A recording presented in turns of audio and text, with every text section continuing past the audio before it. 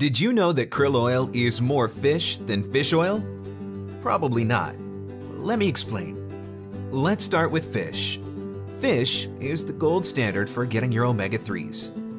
Health authorities around the globe believe you should eat at least 1 to 2 servings of fatty fish per week, which should average between 7 to 12 ounces, or about 39 pounds of fish per year. They say this because fish contain valuable healthy fats, vitamins, minerals, and protein. But the most important reason you should eat fish is because of the long-chain omega-3s they contain. More specifically, the omega-3s, eicosapentaenoic acid, and docosahexaenoic acid, or EPA and DHA for short. These omega-3s are among the most researched nutrients in the world. Did you know that there are more studies on omega-3s than almost any other substance? It's true. There are more studies on omega-3s than ibuprofen, Lipitor, Viagra, calcium, vitamin D, and vitamin C. Unfortunately, when it comes to fish consumption, we often don't eat the amount we're told for a variety of reasons. 1. Buying seafood can be expensive. Or 2. There are just other foods you'd rather eat. In fact, if you look at the United States, the average consumer eats just 14 pounds of fish per year compared to 82 pounds of chicken, 57 pounds of beef, and 46 pounds of pork. This leaves consumers short roughly 25 pounds of fish per year when you consider what health authorities recommend and what is actually consumed in the diet. And the worst part? It leaves them omega-3 deficient, which can lead to all kinds of health problems.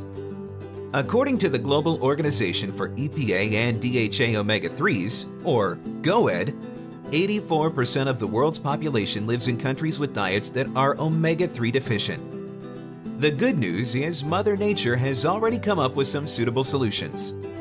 One of the healthiest fish, the wild Atlantic salmon, delivers long-chain omega-3s, EPA, and DHA in a mixture of both phospholipids and triglycerides, just as nature intended. Phospholipids and triglycerides play important roles in the delivery of omega-3s, but they differ in structure and function. Let's talk about krill. Krill live in every ocean around the globe. There are literally trillions of them. That's trillions with a T. But the hardiest live in a place at the bottom of the world called the Southern Ocean, which is considered one of the cleanest oceans on Earth. Speaking of the bottom, krill also live at the bottom of the food chain, which is another reason why they are so highly regarded as being such a clean source of nutrients. The krill in the Southern Ocean, about the size of a paperclip, also deliver long-chain omega-3s, EPA, and DHA in a mixture of phospholipids and triglycerides, just like the wild Atlantic salmon we mentioned earlier. When krill is further processed into oil, this combination of nutrients remains intact. So, what are phospholipids and triglycerides, and what is so significant about the way they deliver omega-3s? Let's talk about phospholipids. Your cells need certain materials to function properly.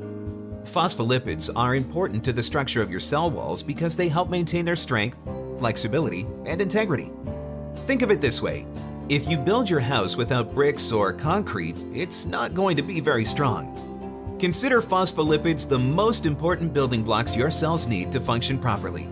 Just like a poorly built house, cells lacking phospholipids would suffer some pretty severe consequences.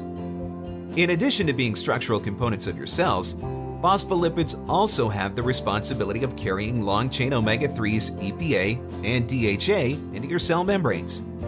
These are the ingredients that provide flexibility to the cell and travel throughout the body to impart their benefits on various tissues and organs. At the end of the day, triglycerides and phospholipids are different molecules with different properties. They are digested and distributed differently, with phospholipid-bound omega-3s reaching the cells and tissues more efficiently, as is the case with krill oil. Omega-3s are great if they are delivered to the places the body needs them most, such as the brain, heart, eyes, and joints. But they can't get to your tissues and organs if they don't get into your blood first. So, how can you make sure the omega-3s you take are getting into your tissues? It comes down to the phospholipids. By using something called the omega-3 index, you can measure the percentage of EPA and DHA in the red blood cell fatty acids. The presence of omega-3 fatty acids in red blood cells is a reflection of the amount of omega-3s in your tissues and organs. An omega-3 index of 8% or above is considered optimal, while a low omega-3 index indicates a higher risk of sudden cardiac death and potentially other health issues. Unfortunately, many consumers hover somewhere in the high risk and average area, suggesting a need to increase their long-chain omega-3 consumption. Studies have shown that krill oil preferentially boosts the omega-3 index compared to fish oil, even though krill oil delivers lower amounts of omega-3's EPA and DHA on a gram-per-gram basis compared to fish oil. The main reason this happens is because of the phospholipids and their ability to carry omega-3's EPA and DHA into the blood more efficiently. On top of that, only krill oil provides, in addition to omega-3 fatty acids, the essential nutrient choline, which is crucial for cell structure, function, and signaling, and like omega-3 fatty acids, contributes to cardiovascular, hepatic, and cognitive health. And let's not forget about astaxanthin. This powerful antioxidant is present in krill oil naturally for a reason, and this is to serve as a natural stabilizer of the omega-3 fatty acids. No added antioxidants necessary. It also serves as a natural preservative, in addition to providing the signature red color of all pure krill oils. Most long-chain omega-3s, like EPA and DHA, come from marine sources, with the most commercially available being fish oil and krill oil. So it would make sense that anyone involved in this business ensure the sustainability and traceability of the omega-3s they supply.